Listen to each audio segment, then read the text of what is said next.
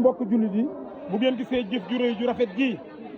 ngeen xam ni jàmbaar ji nga xam ni umte gu jot mu am lu mu wane muy Serigne Cheikh Khadim Fall moo ko def nii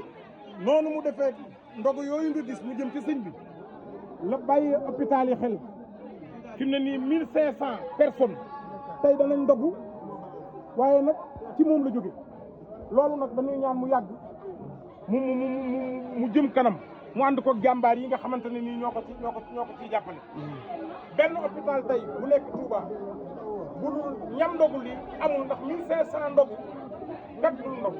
sëñ Cheikh Khadim yàlla na fi yàgg Cheikh Khadim yàlla na wér noonu nag la defewaat bool yi nga xamante ne gis nga ko topp leen ma bool yaa ngoogu di jóg waaw bool yaa ngoogu di jóg léegi ngeen xam ñaata la sëñ Cheikh Khadim moo lay gis sëñ Cheikh Khadim moo baax sëñ Cheikh Khadim moo bëgg maamam Cheikh Ibrahima Fall ni mu ko defee noonu ci hôpital yi